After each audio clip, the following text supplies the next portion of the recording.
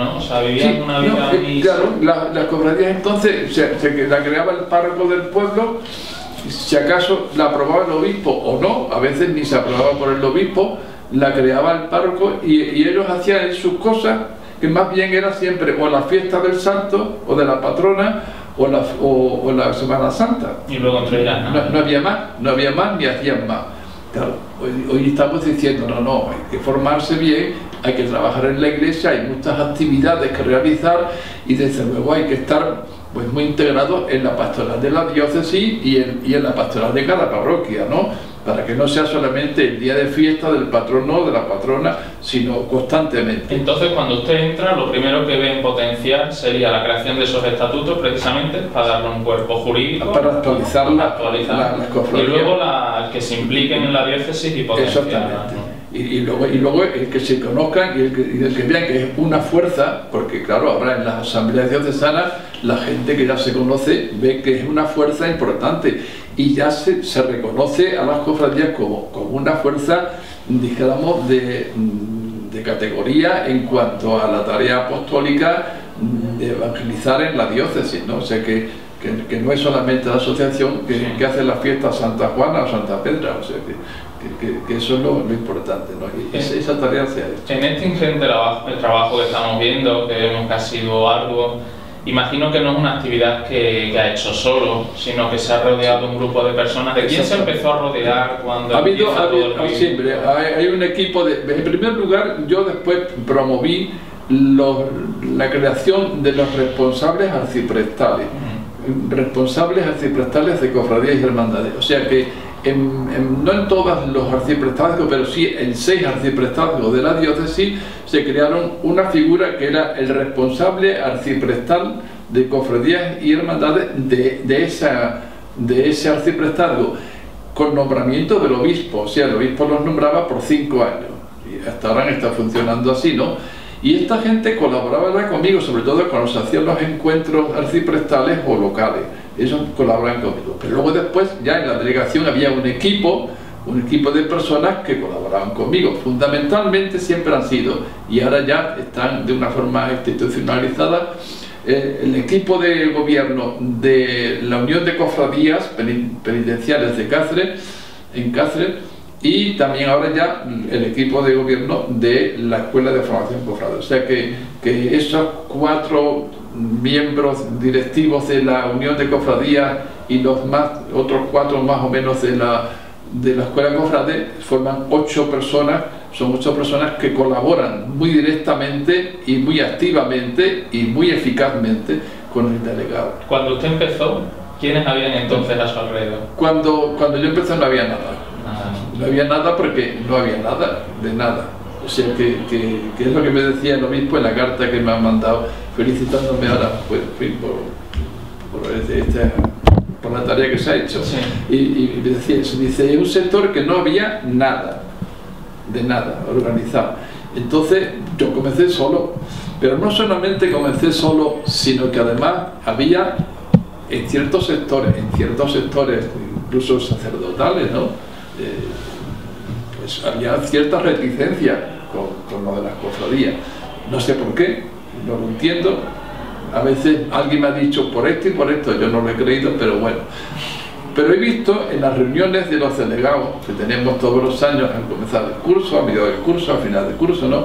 Pues yo he visto que desde una actitud un poco reticente que notaba yo en algunos, a un cierto cambio o a un buen cambio de muchos al ver que esto tiene ya una razón de ser, esta delegación, que se están haciendo cosas muy hermosas, que las cofradías y hermandades tienen ya, bueno, pues un puesto importante en la tarea evangelizadora de la diócesis y por lo tanto que hay que tenerlas en cuenta, claro.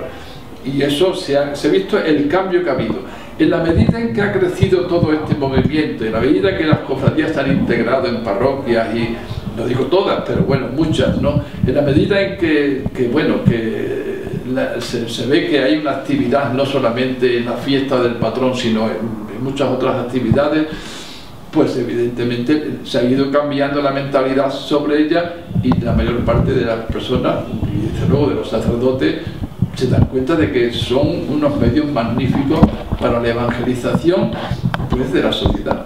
Sobre todo también porque en los tiempos presentes ya sabes cómo las calles nuestras están casi siempre ocupadas, pues, por manifestaciones de protesta, de no sé qué, de algaradas, de una cosa, de otra.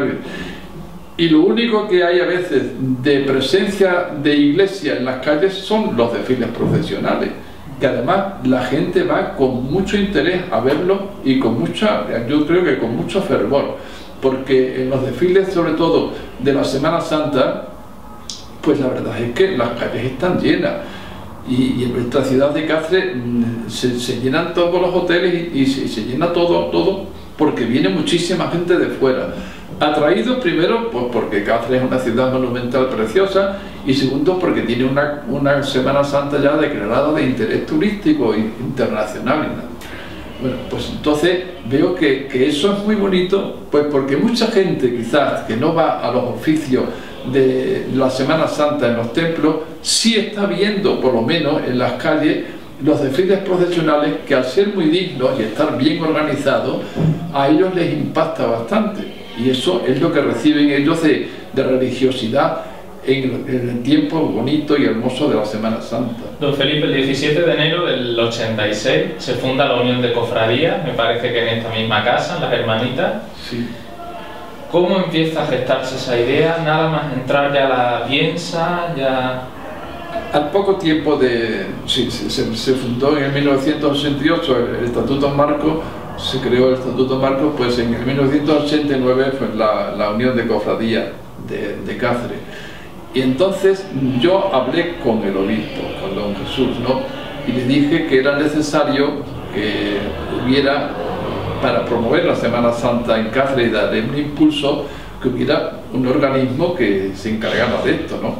Y conmigo más gente, claro, también estaban otros mayordomos que conmigo estaban de Cáceres muy unidos en esta tarea de ver cómo se promocionaba la Semana Santa de Cáceres. Entonces la idea fue clarísima, hay que hacer una unión de cofradías penitenciales, ¿no?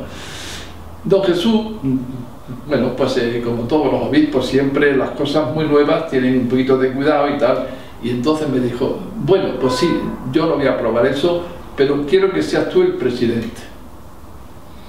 Entonces, bueno, pues me nombraron a mí el presidente de la Unión de Cofradías, y al mismo tiempo yo dirigía espiritualmente también esa unión, ¿no? Pero llegó un momento en el que parece que tengo aquí la fecha, en el que yo dije al obispo, creo que ha llegado el momento en el que el presidente de la Unión de Cofradías debe ser un seglar, un directivo de cofradía, y yo, si usted lo desea, señor obispo, puedo pasar a ser ya el director espiritual de la Unión de Cofradías. Y eso fue en el 92, en 1992. Entonces don Jesús lo aceptó, ya me nombró a mí director espiritual de la Unión de Cofradías, y Alonso Corrales pues lo nombró presidente de la Unión de Cofradías. Yo fui el primer presidente de la Unión de Cofradías, y él fue el primer presidente seglar de la Unión de Cofradías, y yo fui el primer director espiritual, y luego después ya, bueno, ha sido José María Oelo. Entonces, eso fue un acierto enorme porque no solamente se promocionó la Semana Santa aquí en Cáceres, que por supuesto, sino que tomaron nota muchos sitios, muchos pueblos, para hacer lo mismo. No digo que fundaran una unión de cofradías, a excepción de Coria. Coria es de las ciudades, bueno, es una capital de la diócesis, ¿no?, con Cáceres, que más han crecido el movimiento cofradillero. Ahí se han creado varias cofradías penitenciales, se ha hecho una unión de cofradías, se está trabajando de maravilla, hay un equipo de gente ahí que son muy valiosos. Me acuerdo sobre todo de don José Luis García, que párroco de San Ignacio, que promovió mucho todo esto y creó la Cofradía del Cristo de la Salud, y de José Delgado, que otro buen elemento que trabajó mucho en este campo de la cofradía. Bueno, pues comenzaron ya a fijarse en Cáceres y en Coria, y bueno, en muchas partes, no es que se hayan fundado uniones de cofradías, porque eso necesita que haya bastantes cofradías, pero sí en promover mucho la Semana Santa en la línea que se estaba haciendo en Cáceres y en Coria.